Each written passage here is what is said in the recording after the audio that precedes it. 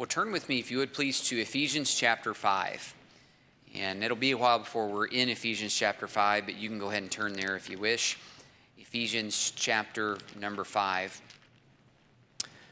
Continuing on, trying to study and learn about our devices and our cell phones and smartphones and things of this nature.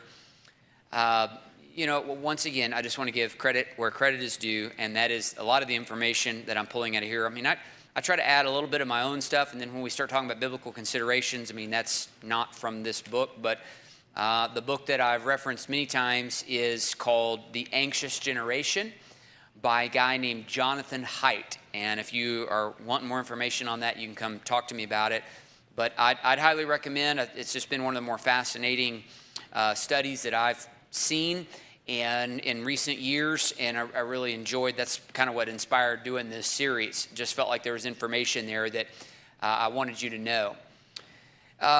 We've been already learning that one of the problems we learned about cell phones is this idea that when we spend less and less time in the real world and more time in the virtual world, that can tend to be problematic.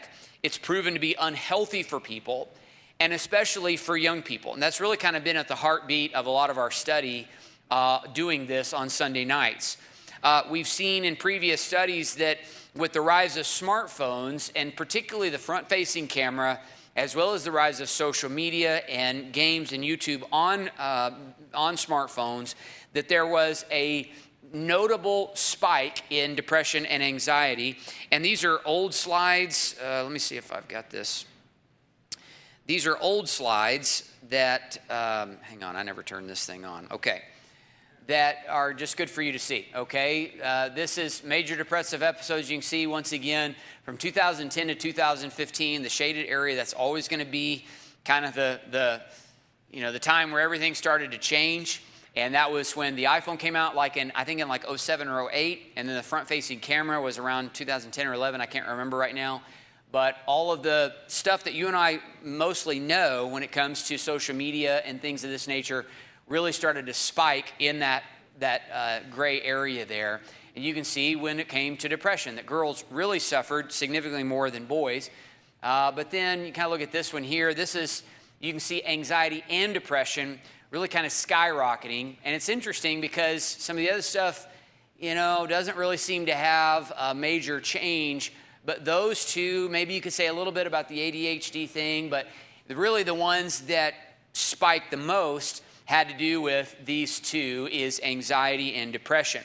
And, if it's been a while since, maybe you missed the first session that we were doing this isn't just, as you might think, well, I think it's just more popular and people are less afraid to acknowledge it, or, there's just better reporting going on. And the reason we don't believe that that's exactly what it is because there was also an increase in self-harm cases and emergency room visits, kids cutting themselves, people hurting themselves, even attempted suicides. We also saw those going up. And so because of that, there's this objective data that says something was going on in 2010 to 2015 to start messing with people. And it seems to be that a lot of it was phones. And again, I'm not going to talk about all that. That's kind of what the last 4 lessons have really been about. While the effects of smartphones are causing depression and anxiety, this is where we kind of start to split. The pathway to those problems for boys and girls seems to be different, okay? A week ago, we focused on girls. And what is it that's causing girls to struggle with depression and anxiety? And one of the big reasons was social media. And that really is that really seems to be the lion's share for what is causing girls' problems, is the effects of social media. And again, we talked about that a week ago. Today, we're going to examine the effects of smartphones and screens on boys. Boys are also finding themselves increased in depression and anxiety, as well as loneliness, as we'll see later on. And I think we even saw some of that last week. But unlike girls, it's not as easy to pinpoint what's causing this in boys. What is the problem taking place in boys because social media doesn't seem to be as much of the problem for boys, but yet they're still winding up at the same place. They're still winding up more depressed, more anxious, more lonely, less friends, and all that kind of stuff.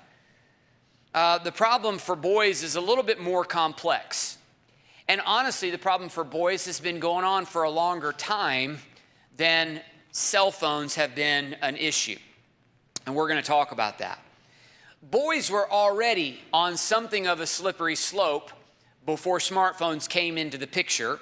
Smartphones and screens just seem to make the slope steeper and more slippery. In a nutshell, the problem is that boys are spending too little time in the real world and too much time in the virtual world. But we need to examine, why is that happening? Why are boys spending so much time in the virtual world and not enough time, the classic stuff, playing outside and doing things with their friends and all that kind of stuff?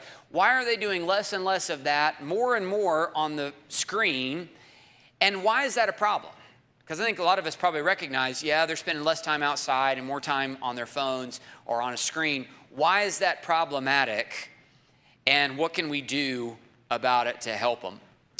Now, the author of The Anxious Generation, Jonathan Haidt, refers to this push and pull dynamic that I want to try to talk about tonight, that were the factors of, on one side of the equation, there are certain things that pushed boys out of the real world, and then there are certain things that pulled boys into the virtual world.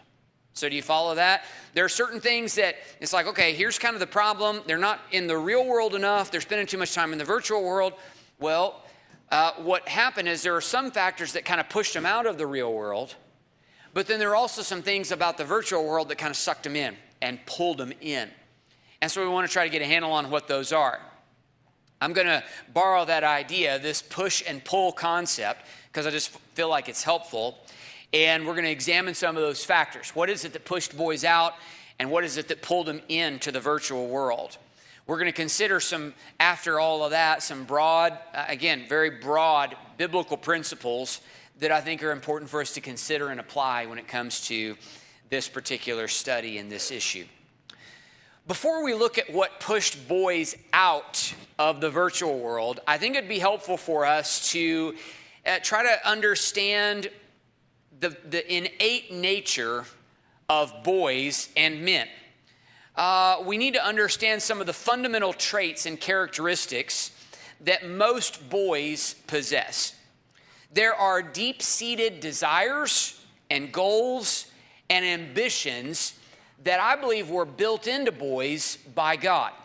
And we're going to talk about some of those. One of the first ones we mentioned a week or two ago is this concept of agency, that boys are driven and motivated by agency. Now, this particular author says that there's two primary motivations. I think there might be a few more, but we'll just go with these for now.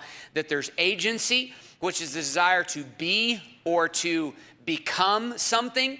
It's a desire to accomplish things, whereas females tend to be more driven by communion. That's the other big motivating pillar, is communion. That would be the desire to belong. That's why girls are drawn to social media, is because they are often motivated by belonging to a community, and they believe that they're finding that in social media. Boys aren't so much motivated by communion and belonging, though I would say that's something. They're more motivated by agency. I want to be something. I want to accomplish something. I want to be on top of the hill, so to speak.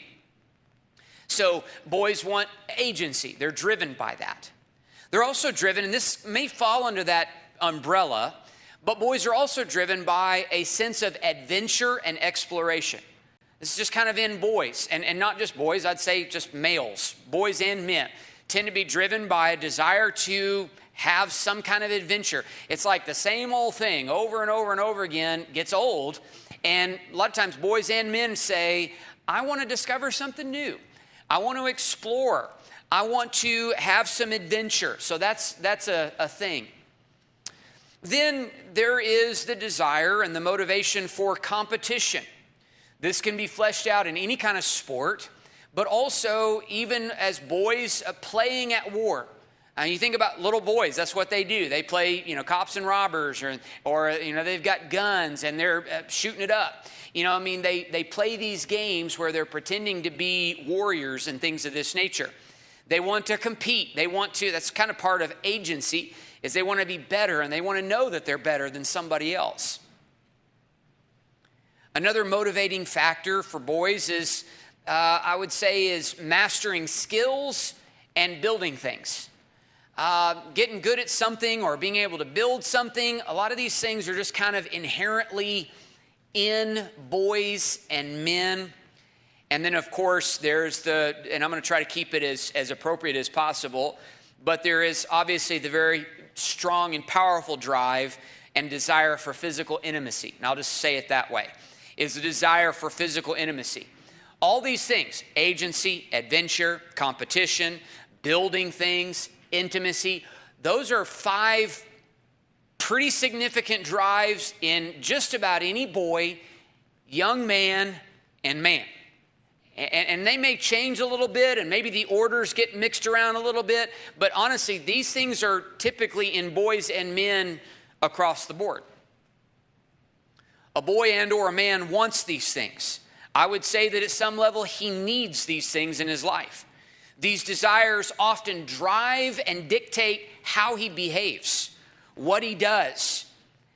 Even if it's at a subconscious level. I don't know that boys are saying, I know I need to build things, I need to have agency and all that. I don't know that they're going through and thinking all that, but somehow at a subconscious level, those drives are there, and it causes him to want to participate in certain activities. A boy and a man will likely struggle to find satisfaction and happiness if these things are denied him in his life. I believe that those things are placed in him by God. God makes males to have certain qualities and females to have certain qualities, and that is things like to accomplish, the desire to explore, to fight, to build, to love, to reproduce.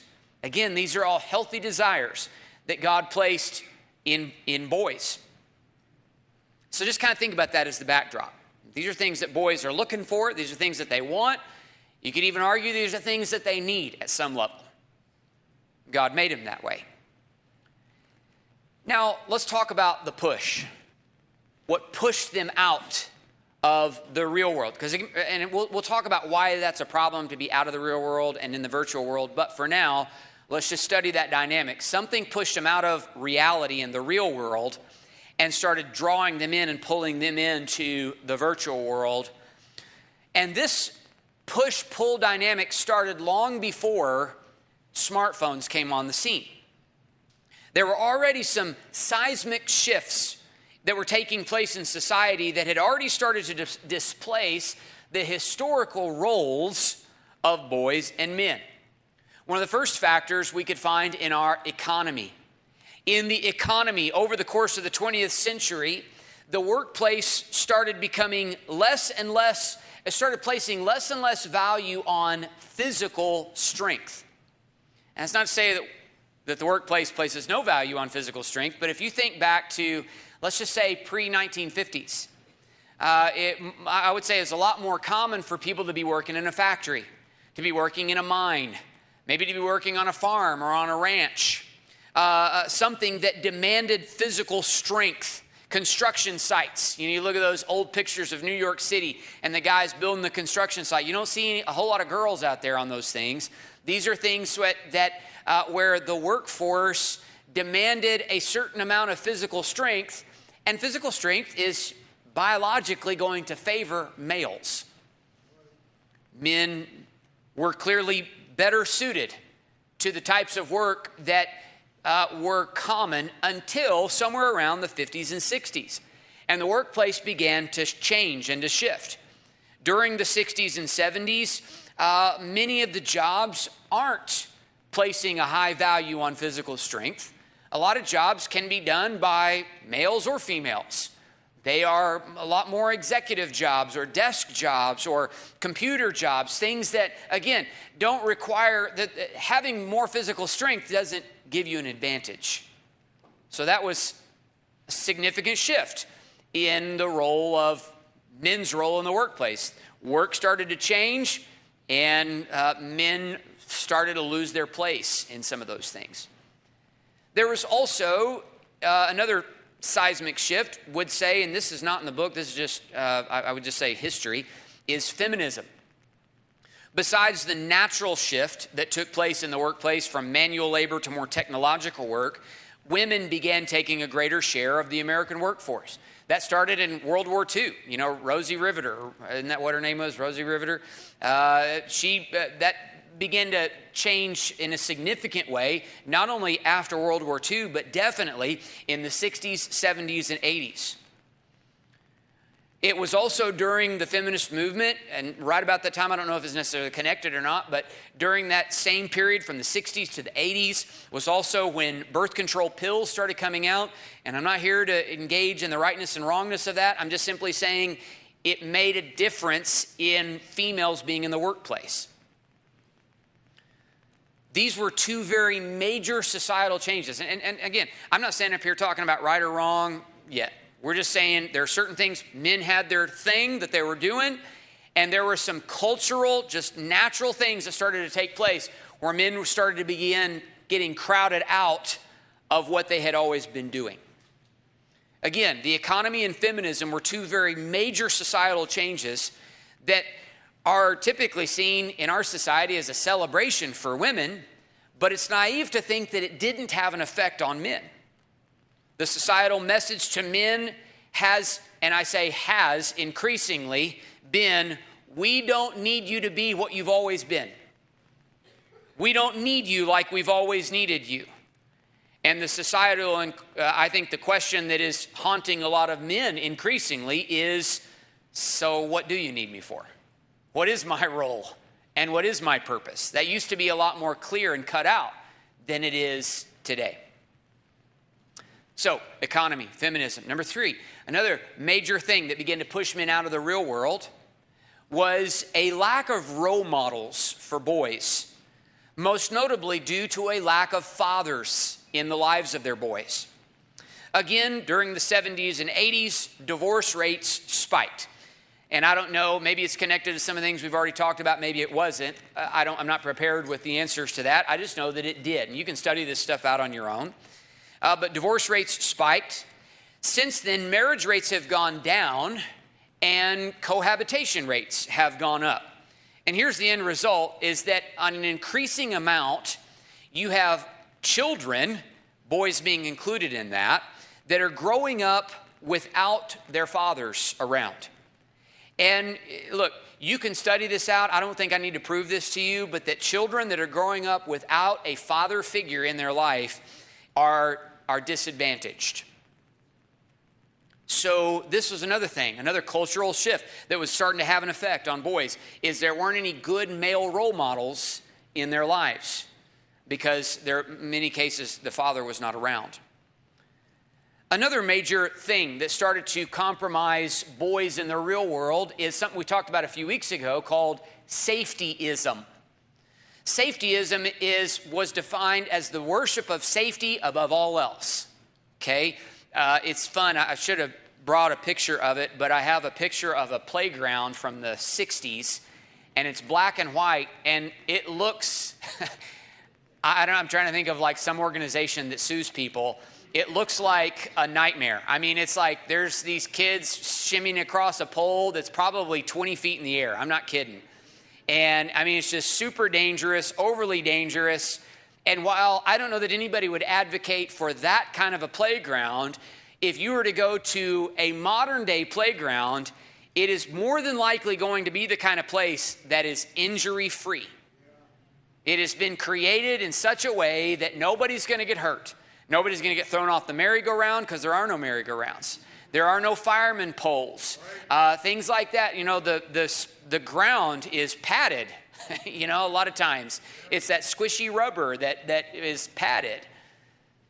And again, that's just an example of the over desire for safety that has crept in over the last 20 years. And while I don't know that any of us is sitting here and say it's good for kids to break their arms and to get injured, that's not really the point. The point is that the over-safe playground is a symptom of a lot of the parenting style and strategy that has taken place over the last 30 to 40 years that became increasingly worried that kids were going to get hurt, that they were going to get kidnapped, that something bad was going to happen to them. And so there was this knee-jerk reaction in worship of safety. There was this knee-jerk reaction to say, okay, then they just can't go do anything. We don't want them running around town. We don't want them doing their own thing. We were just watching something the other day about these, is a fictional movie, Rookie of the Year. I don't know if you remember that, where these boys, they're in Chicago, and they're running around Chicago by themselves. You know, and I know that's a movie, but it's like, I don't think that was that weird back in the 80s and 90s for boys, junior high boys, to be running around by themselves, playing outside, and mom wasn't worried about something bad happening. Safetyism, as I said, is the worship of safety above all else that makes playground injury-proof and playground games overly supervised by adults with too many rules so that everybody gets to play and nobody gets their feelings hurt. Safetyism has taken protection so far that kids have missed out. And we studied this a few weeks ago. The problem with it is they have missed out on the benefits of risk-taking. Risk-taking and adventure, those experiences that help them to develop self-confidence and competency. And this is part of why it's believed, this is part of why anxiety has risen, is because kids have not had to face enough challenging and risky behavior things to know that they're able to handle it. So these four factors, the economy, feminism, a lack of good role models, and safetyism, these are all the things that began pushing boys out of normal life, real world, outdoor life, decades before smartphones and screens came into the picture. Then there was the pull of technology. So again, boys are already kind of getting crowded out of the normal real world. But as technology began to grow by way of television and video games and internet and smartphones, the virtual world increasingly pulled boys into the virtual world and out of the real world.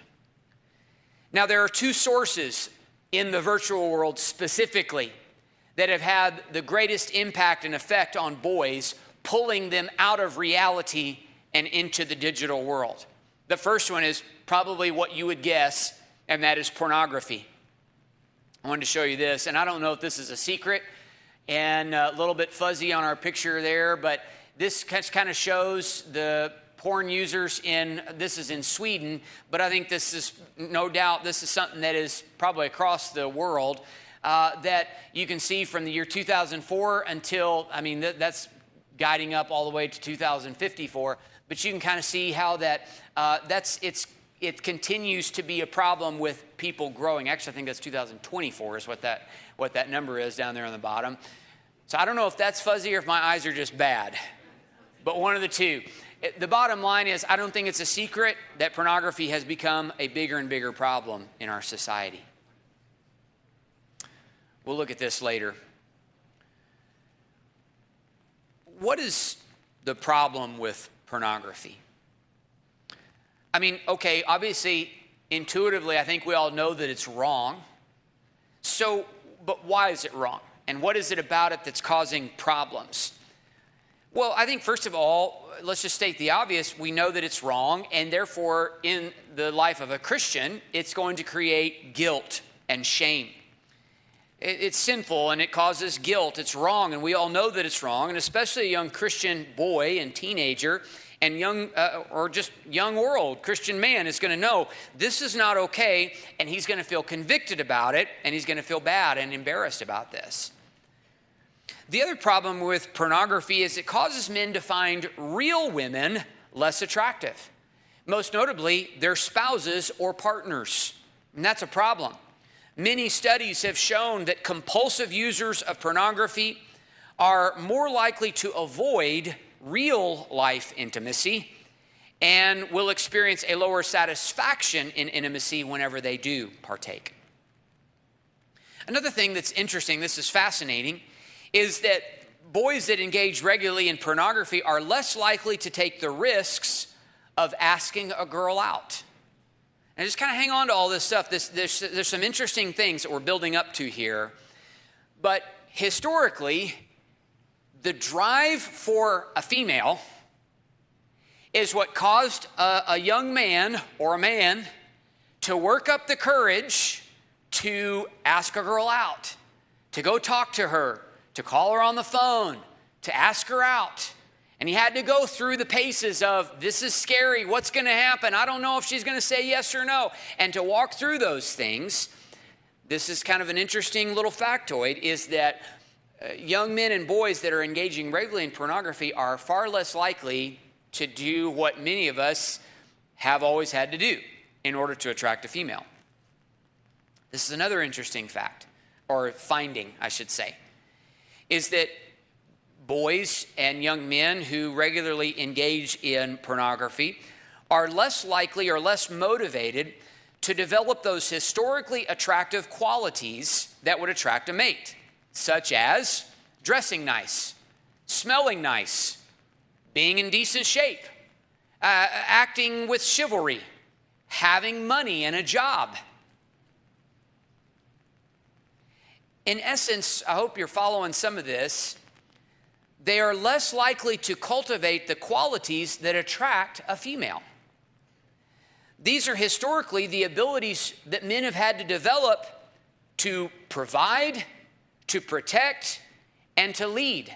Now, developing those skills, providing, protecting, leading, those are things that are hard to do for a young man. Those are things that are difficult to develop. But a man that wanted a mate didn't have an option. It's like, well, if you want to have a girl in your life, you've got to start acting like a man. Here's where screens have become a problem. Screens have offered a shortcut to a boy's desire for intimacy and required nothing from him in return. Do you get that? The girl on the screen, the picture or the image on the screen, does not demand a boy or a man to dress nice, to smell nice, to have a job, to be a gentleman, to be a good person, a good guy, to have some drive and ambition and direction in life. All those things that have historically kind of been part of the package, no longer necessary if you're getting your fix, so to speak, from a screen. The need is then satisfied in a pseudo way by a substitute that requires from a young man neither masculinity nor maturity. So that's pornography. Basically, it endeavors to satisfy a fundamental urge that has always historically, from the beginning of time, has demanded a young man to become a man in order to satisfy that urge. Everybody following me? Okay. Then you got the next big thing that has pulled boys in is video games. Now, surprisingly, to the young men that are in the room, there are some benefits, you'll be happy to know. Not many, but there are some. Increased cognitive function, better memory, better response speed. In some cases, they found that boys that were playing video games had less depression and increased levels of teamwork out in the real world. However, there are at least 5 significant harms that need to be considered. And again, I just want to remind you, a lot of this stuff is kind of a law of averages. This doesn't mean if a boy plays a video game, this is going to be a problem for him, okay? It's just you need to know about this. It's a side effect. First of all, one of the problems of video games is a lower number of real-life quality friendships. Less real-life friends. And that makes sense. Because if you're spending more time on the video game, and now this is kind of like social media in the sense that there may be more like friends that are out there in the virtual world, but less like friends. You know what I mean? Like real life friends. So a lower number of real life quality friendships. Another thing that video games are known to do is just be a time consumer, a time waster, a time stealer. And that makes perfect sense because the more time you spend in one thing, the less time you're spending doing something else. Video games have this addictive quality where, you can wake up, you've been on there for 3 or 4 hours and didn't even know it. And so a video game often means, for a young man, less time for sleep, which has its problems, less time for exercise, less time for socialization with family and friends that helps to build him and mature him, less time for homework, for reading, for the spiritual disciplines. So it's a time consumer. Another thing that cell phones, or video games rather, are a problem is, and I'm going to try to explain this out, but it's an underdevelopment in self-governance. Okay. Before video games, or let's just say aside from video games, when children go out on a playground and they play a game, whatever it is, it can be tag, it can be tackle the man, it can be, kick the can, anything like that that's a game that you play outside, normally somebody in that child group is going to take leadership and is going to say, all right, here's the rules. And those rules are going to be agreed upon at some level by the kids that are there. They may say, no, that's a dumb rule. And they're going to have to figure out, okay, we're in agreement that these are the rules for this football game. Here's the boundaries. This is out of bounds. That's a touchdown, or whatever. There's all these different rules that you start doing in the game. And then as those rules are broken, then you have to, the kids in that friend group are going to have to serve as judge and jury. They're going to have to say, that was a foul. You broke the rules. You have to, you're out of the game, or you're out, or whatever the issue is. And there's kind of this, and I know we're not thinking about this when we're children playing games, but there's a natural learning how to self-govern that takes place when children play like normal kids. But when they're on a video game, all of the rules have already been set by the game maker. All of the parameters have already been set. The penalties have already been set. There is none of that cognitive, working through what are the rules going to be and who's going to do something about it whenever they're broken. They're not having to develop that same sense of self-governance because the game maker is already saying what all the rules are going to be. Another big one, and I think this is maybe one of the bigger ones, is that video games do not provide the anti-phobic benefits like risky play. Remember how we talked about this a few weeks ago, that risky play is what helps kids develop confidence, like jumping off the fireman's pole, or going down the fireman's pole, or jumping in a swimming pool, or going out and playing hide and seek and getting lost and knowing that you could find your way back. Learning how to ride a bike and getting your knees skinned, or jumping over a ramp and maybe you did get hurt, but you learned what you could do and what you couldn't do. See, there's something about this taking risks that helps us overcome our fears. But nobody ever overcame fears playing Super Mario Brothers. Nobody ever overcame their fear of heights by playing Fortnite. Nobody ever develops anti-phobic benefits. Remember, we're struggling with an anxious generation. Why do they have so much anxiety? It very likely is because they spend too much time in this ultra-safe environment where there's no consequences, really, on a video game. They haven't had to go through the paces of developing some of those confidence-building activities that a normal child pre-technology developed. And then the other major thing that video games do is they have a tendency to replace real-world exploration and adventure. Remember how we said that boys are often driven by adventure and a desire to explore? A lot of video games kind of provide that. It's like, hey, you can sit right here in your living room or in your bedroom, and you can explore this world that we've created, and man, there's like no end to it. You can even add expansion packs and explore new worlds and all this kind of stuff. And you can explore all kinds of things without ever having to leave the confines of your house.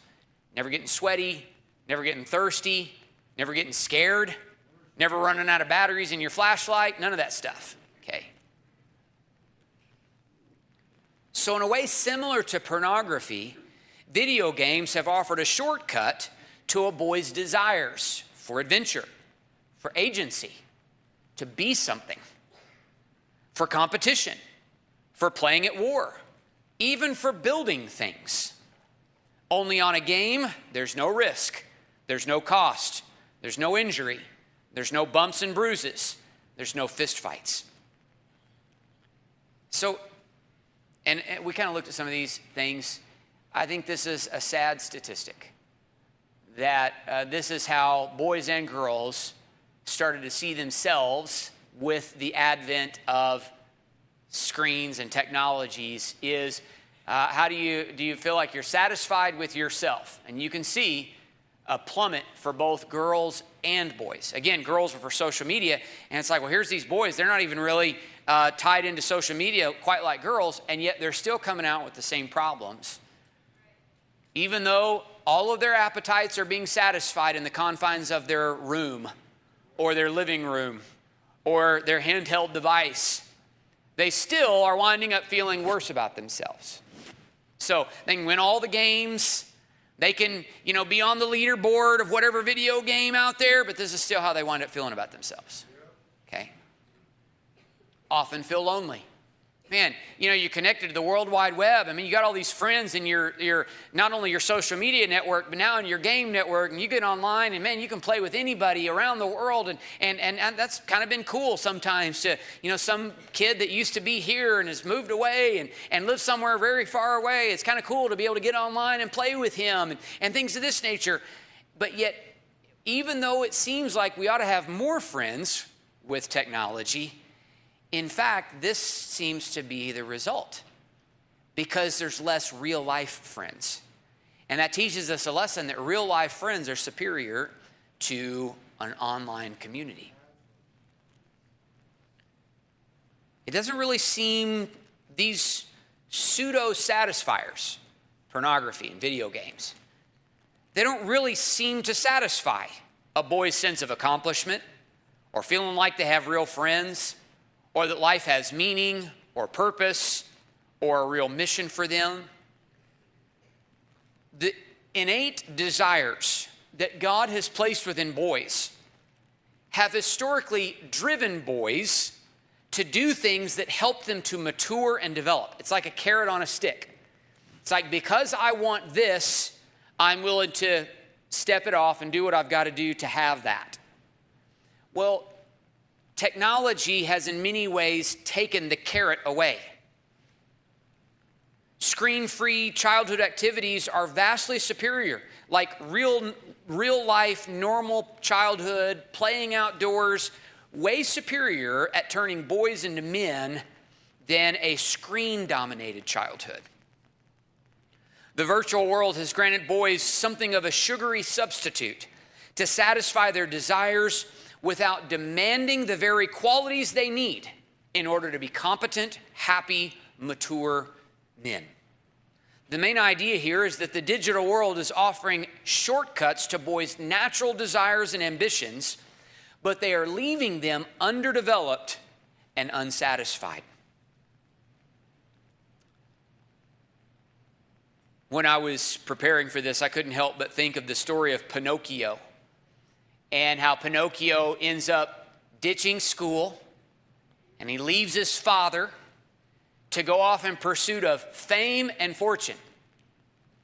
And that doesn't go so well. And so before long, he ends up being taken to Pleasure Island. It's a place where boys can be boys. There's no rules, there's no adults, there's nobody to tell them you can't do this. So they just have complete liberty and complete freedom to indulge in every appetite they can possibly think of. And yet, instead of producing satisfaction, and instead of producing real life, because remember, he's wooden, all it produces is it makes him and his friends turn into a donkey. There's another word that used to be used for that wasn't a bad word until not that long ago. and enslaved them. And the interesting moral of that story is not just a kid's tale, it's meant to teach a moral. It was only as he acted selflessly and brave that he finds real life, and he's turned into a real boy. It's when he and there's a spiritual component to it too. I don't want to get into that, but when he turns back to his father and acts in courage and bravery and selflessness, that's where real life came from for Pinocchio. So what is it that needs to be done? Haidt says that what boys need more than just about anything else is real life communities that expect and demand virtuous and responsible behavior from them. Now, I found that fascinating. He says, you know what boys need is they need a real life community, like not a virtual one, but full of real people that demand and expect virtuous behavior from them. Now, here's where our Bible comes into play. And we're just going to kind of glance at it, to be honest with you, because there's not really a specific verse.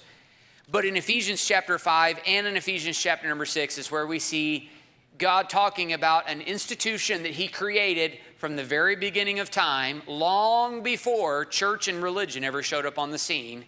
And the institution that God created was the home. The home is the first community that a boy needs to engage in real life, that is going to demand and expect virtuous behavior from him and not allow him to get away with doing dumb things. Okay? Boys need to have more time in real communities with real people, and God has created two such communities. The home, and that's one of the reasons why it's important, mom and dad, that you figure out your problems and stick it out with each other. Because boys need that man in the home. They need a positive role model in their lives to show them this is what manhood should look like. And again, you can go study after study out there, and you can see that where there is no man in the home, there is a disadvantage to both boys and girls in that home. God created, and he says that boys need times in real community. That's why God gave them a home. And then it's hard to miss. When I read that, I'm like, man, that sounds a whole lot like church. Church is a real life community filled with real life people that expect and demand and challenge virtuous and noble and moral behaviors out of boys.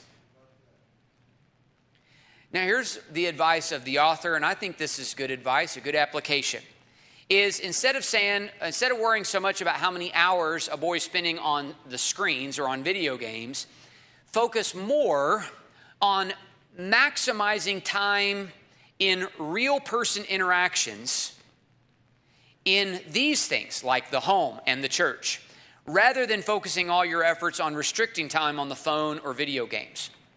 So, in other words, instead of trying to go, okay, let's make sure they don't play too many video games, instead of thinking about it that way, think, let's make sure they're spending as much time as possible or more time engaging in a real life discussion at the dinner table, whenever they come home from school, when you go out to eat, maybe before they go to bed. There needs to be more family communication. Not where you're all sitting at the dinner table doing this. Okay? Real life, face-to-face communication. There also needs to be, and you're doing it, you're here on Sunday night, we need to maximize time in the church community. God created the church in part to sharpen our young men and to help them to become the men that God created them to be. He's created it to sharpen all of us, but that's what we're talking about tonight is boys and young men. Also, I would recommend, just as another quick application, we've talked about this, no phones in the bedroom at night. If you want a boy to overcome pornography and video games, he shouldn't have his phone or screen in the bedroom at night. So boys need more time in a real community such as home and church. Number 2, these are applications. Boys need more real life experiences in the real world. James chapter number 1. Let's take a look at that real quick. We can look at this one. James chapter number 1. He says in James 1 verse 2, "My brethren, count it all joy when you fall into divers temptations, knowing this, that the trying of your faith worketh patience. But let patience have her perfect work, that ye may be perfect and entire, wanting nothing." Here James says that it is the facing of adversity that develops us as Christians. This is what matures us. That's what it means to be perfect. It doesn't mean that you're flawless. It means that you're grown up, that you're fully developed. He says, in order to be grown up in your faith, you have to go through some trials and tribulations. Trials and tribulations work patience, and patience is what builds you up and matures you as an individual.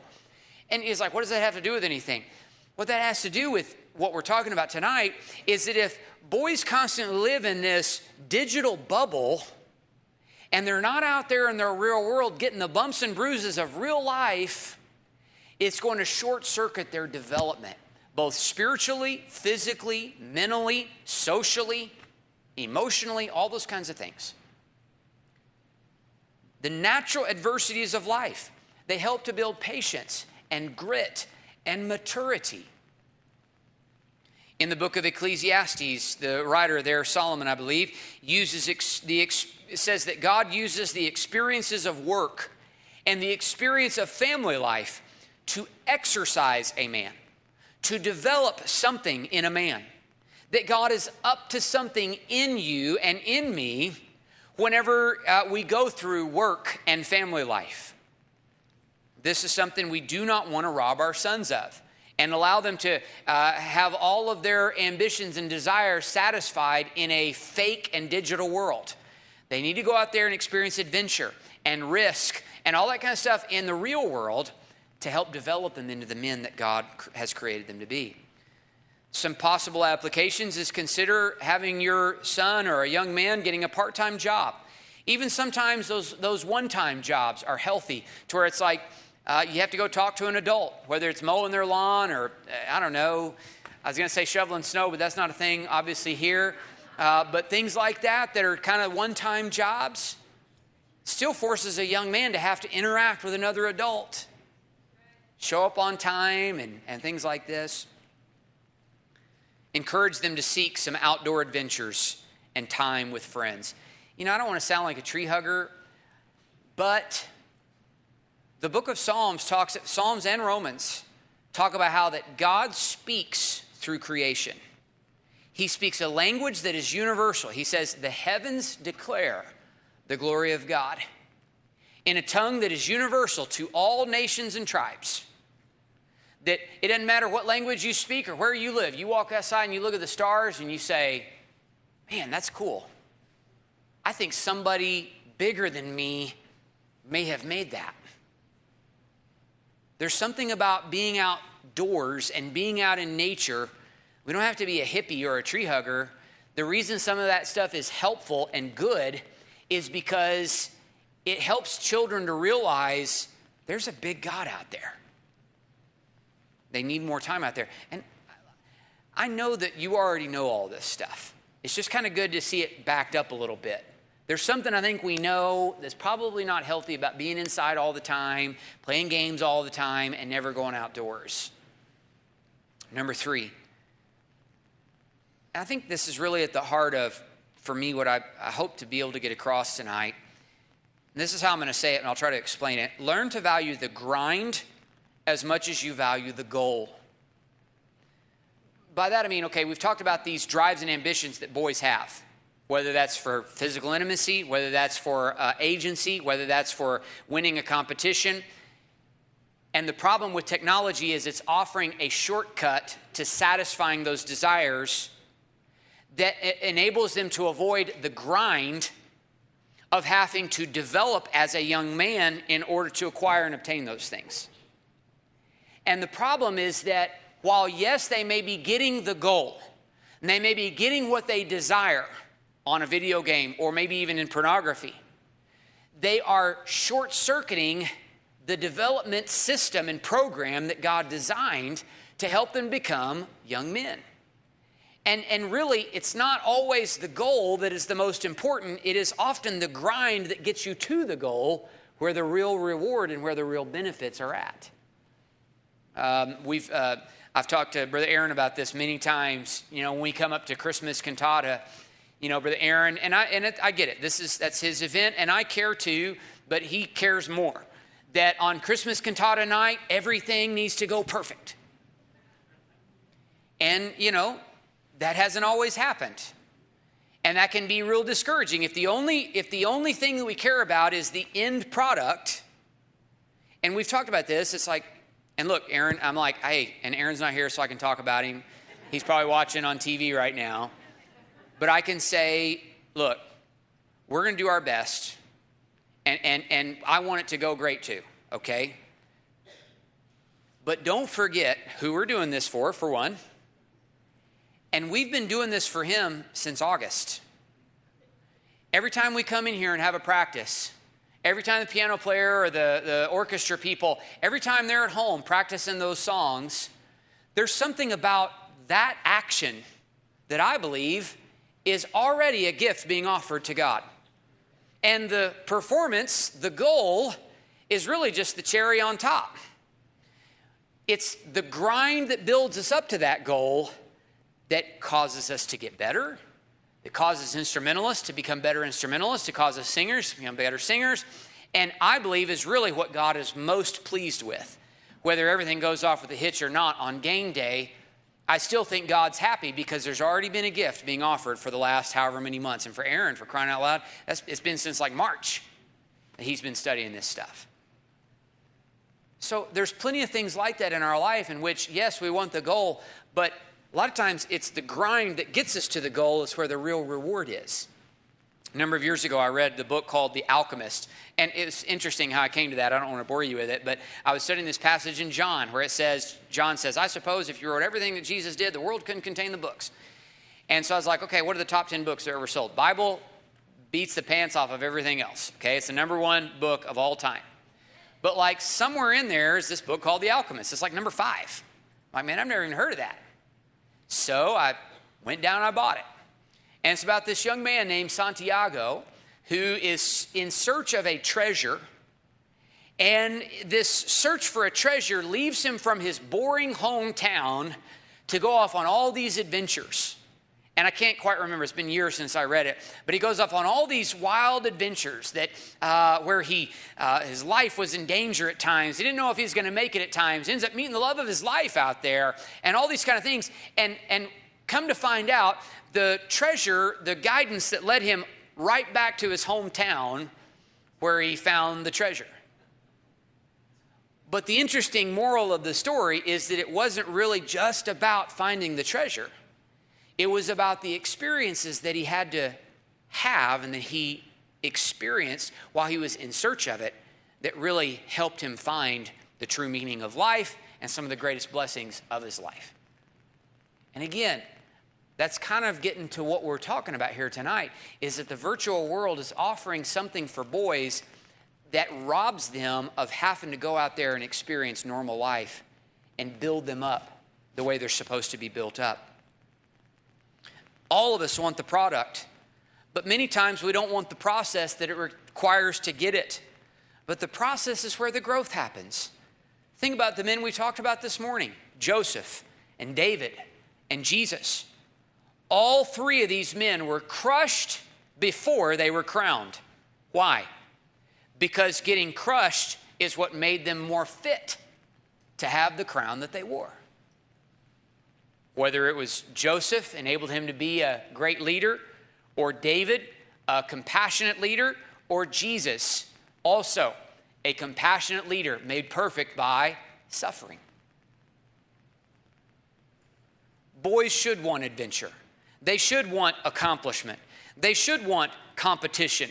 You should desire to build something. And yes, nothing wrong with wanting love and intimacy. But you won't be satisfied unless you go through the hard work to obtain the real thing in the real world. Lastly, we've talked about this in different passages before, so I'm not going to repreach it. But where there's a source of temptation, what do we do about this stuff? Okay, if a guy's struggling with pornography or even video games, if it's got a hold on you, what does Jesus say? He says, if your right hand offends you, cut it off. If your right eye offends you, pluck it out. That's, again, hyperbole. Hyperbole that means if you want to beat it, then you got to get it out of your life. You got to get rid of it. You got to remove the possibility to where maybe you don't even have the internet on your phone. Maybe you don't even have a smartphone. I would recommend that every man and boy has an internet filter on your phone. And you might even need to remove the internet from the phone altogether. I've told you before, and I'll tell you again. I've done that in my life on a handful of occasions, and I'll say this, life went on. You can live without the internet in your pocket. It's possible. Many of us did it before the 2010s, and you can do it too. Again, here's kind of the main idea tonight is the digital world, it's a wonderful blessing, and it's not going away. We need to understand that as far as our sons and our boys are concerned, the digital world is often offering shortcuts to their natural God-given desires that prevent them from developing like they should develop in order to acquire those natural God-given desires. We just need to know that. And I think kind of one of the main applications tonight is instead of focusing on let's get rid of cell phones and video games, focus more on let's just enhance and increase the amount of real-world activity that we try to engage in with and for our sons. Let's stand on our feet with heads bowed and eyes closed.